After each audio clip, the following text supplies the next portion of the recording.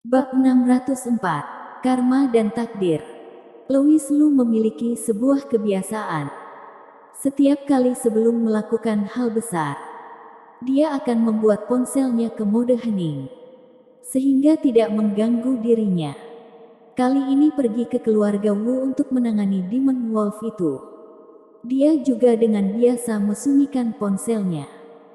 Jika bukan karena Hailey Ye menghubunginya melalui telepati dan memberitahu kondisi klinik Xinglin padanya, dia mungkin tidak akan tahu bahwa terjadi masalah besar di kota Jiang. Dia segera mengeluarkan ponselnya. Ketika melihat ada banyak panggilan tidak terjawab, dia segera menelepon. Dia menelepon Agus Yu, namun tidak dijawab. Louis Lu seketika menjadi muram. Pasti ada masalah. Jika tidak mungkin Agus Yu tidak menerima panggilan telepon. Louis Lu menelepon Leo. Leo segera menerimanya. Lalu berkata, "Yang mulai. Cepatlah datang. Klinik Xinglin hancur. Dikatakan telah menimpa banyak orang hingga meninggal." Apa? Louis Lu terkejut. Sebenarnya dia masih ingin bertanya kepada Leo. Sebenarnya apa yang terjadi? Lalu siapa yang melakukannya? Namun ketika mendengar klinik Xinglin runtuh dan menimpa beberapa orang hingga mati, dia tidak memiliki waktu untuk bertanya lagi. Wajahnya menjadi dingin.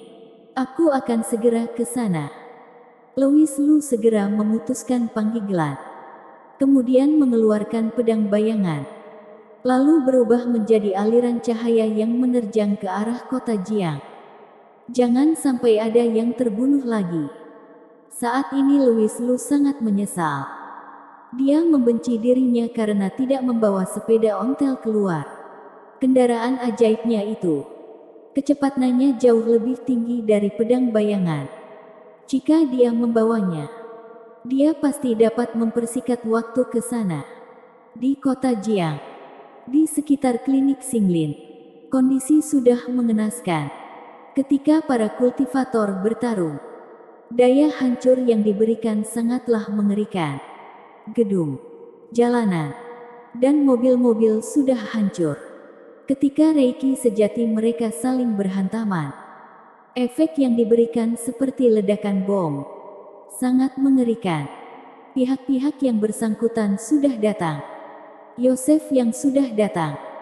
Orang-orang dari aliansi bela diri Jiangnan juga sudah datang. Ketika melihat hal ini, mereka tercengang. Mereka bukanlah pebela diri. Mereka adalah kultivator. Hanya kultivator yang memiliki daya rusak seperti itu.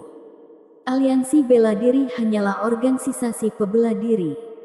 Bagaimana bisa mereka menghadapi kultivator? Mereka sama sekali tidak bisa menghadapinya.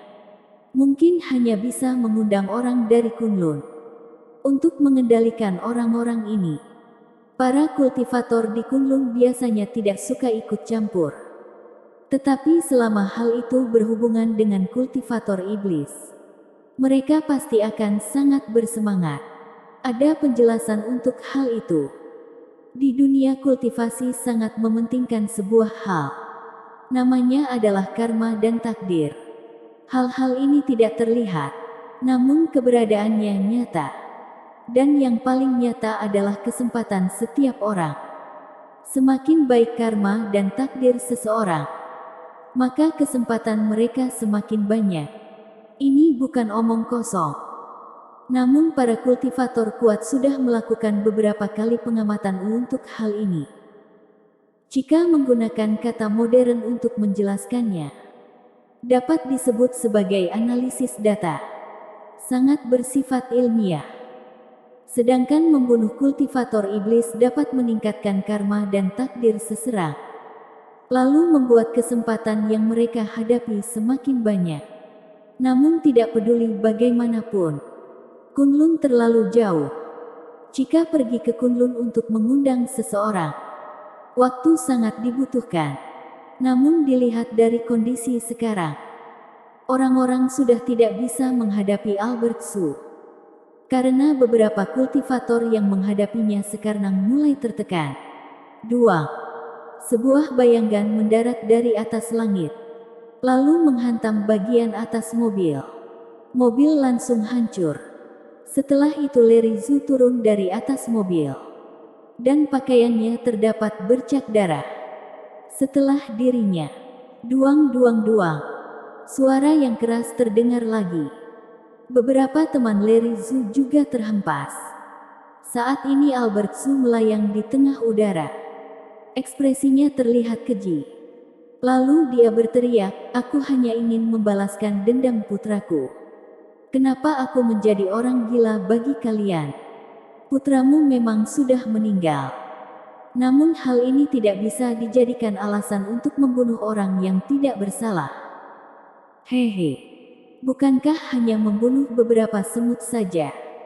Kenapa harus tegang? Nyawa tidak berguna mereka bagaimana bisa dibandingkan dengan putraku? Jika ingin menyalahkan, kalian hanya dapat menyalahkan Louis Lu. Dia tidak muncul. Jadi beberapa manusia tadi itu terbunuh oleh Louis Lu. Kamu sudah tidak tertolong." Larry Zhu menggelengkan kepalanya.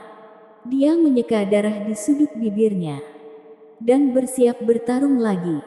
Namun di saat ini, sebuah cahaya pedang hitam melesat, lalu menerjang ke arah jantung Albert Zhu.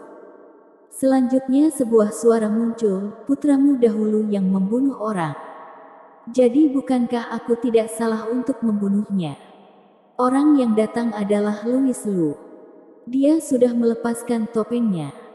Namun wajah tampannya itu lebih dingin daripada topeng.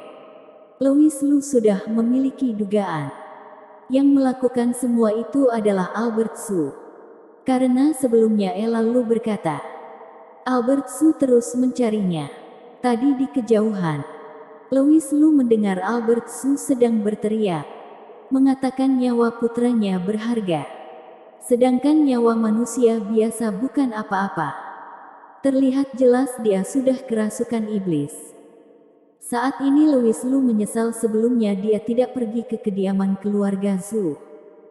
Jika pergi, kejadian mengenaskan hari ini tidak perlu terjadi.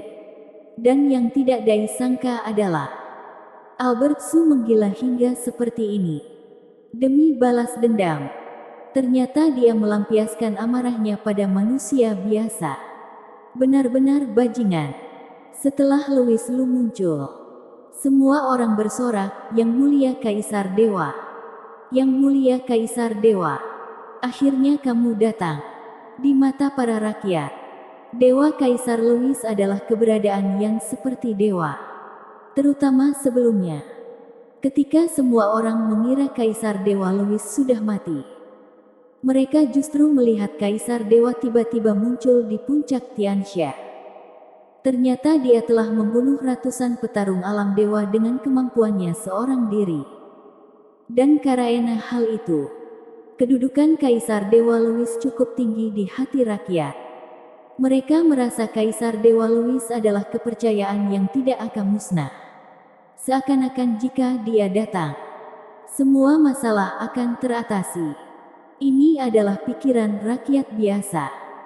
Namun orang-orang dari aliansi bela diri, mereka justru cemas. Hal yang mereka ketahui itu lebih banyak dari rakyat biasa.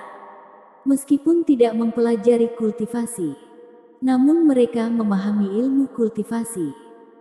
Mereka tahu Albert Zhu itu berbeda dengan lawan-lawan yang sebelumnya Louis Lu hadapi. Tebasan Louis Lu langsung menerjang ke arah jantung Albert Zhu.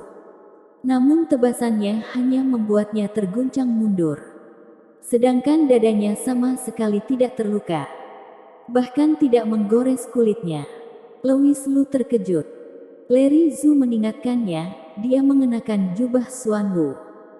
Jubah itu tidak bisa dihancurkan dengan kekuatan fisik. Hanya dapat mencari kesempatan saja untuk menyerang bagian yang lain. Saat ini sikapnya pada Louis Lu terasa rumit. Jika Albert Zhu tidak menggigla, Larry Zhu mungkin akan sama sepertinya. Memilih membunuh Louis Lu untuk balas dendam tanpa memedulikan siapa yang benar dan salah.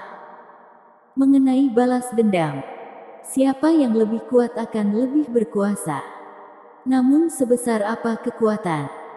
Jika dendam kultivator merambat ke manusia biasa, itu sudah menjadi kondisi yang salah. Sebelumnya Albert Su telah melampiaskan amarahnya pada tubuh manusia biasa. Ini sudah melanggar aturan dunia kultivasi. Dan terlihat jelas dia sudah kerasukan iblis. Dan yang harus diperhatikan sekarang adalah bekerja sama untuk mengendalikan Albert Su. Bersambung.